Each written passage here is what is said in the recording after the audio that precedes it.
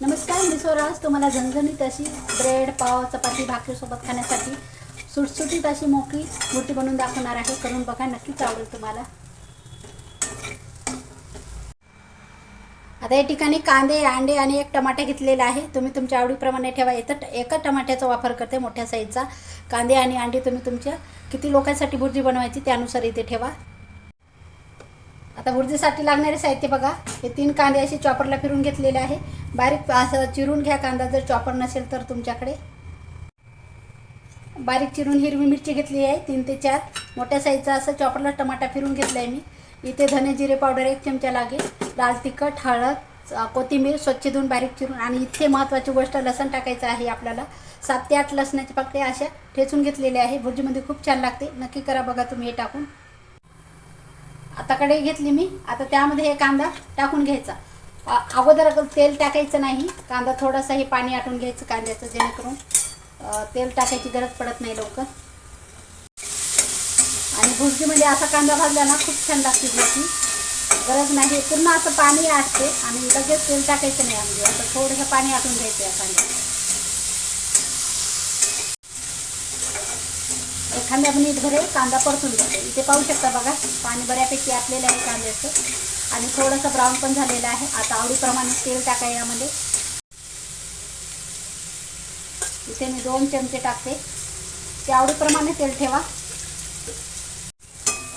परत एक वेळेस तेलामध्ये छान 1-2 मिनिटासाठी कांदा परतून घ्यायचं.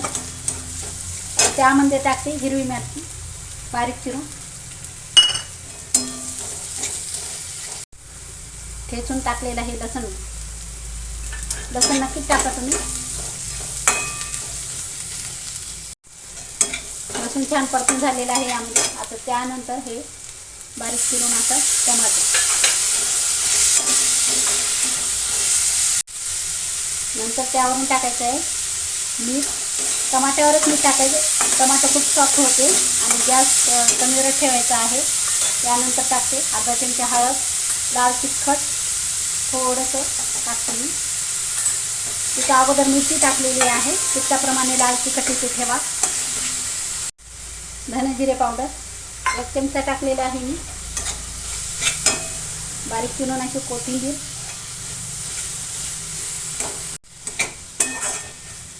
छान एकजीव झालेला आहे बघा, किती छान मसाला. आता अंडे फोडून टाकायचे यामध्ये. इथे काळजीपूर्वक अंडे फोडून टाका. अंड्याची टपर त्यामध्ये पडू देऊ नका, त्याची काळजी घ्यायची. इथे मी 3 अंड्याचा वापर करते. अंडी तुम्ही तुमच्या आवडीप्रमाणे ठेवा इथे. आता छान एकजीव करून घ्यायचा. गॅस थोडासा मीडियमला ठेवा. हे छान एकजीव छान मिक्स झालं पाहिजे. आता काय करायचं, झाकण ठेवून वाफ काढून घ्यायची. गॅस कमीला ठेवायचा.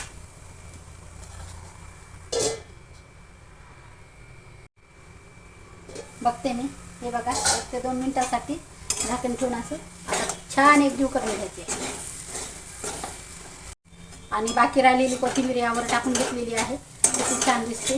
आणि ब्रेड, पाव सोबत तर खाऊ शकतो आपण. चपाती, भाकरी नक्की करून बघा जेवणामध्ये. आणि अख्खी वरण जर नसेल, भाजीला काही नसेल, तर ही भुर्जी चपाती भाकरीसोबत नक्की खाऊ शकता तुम्ही. करून बघा.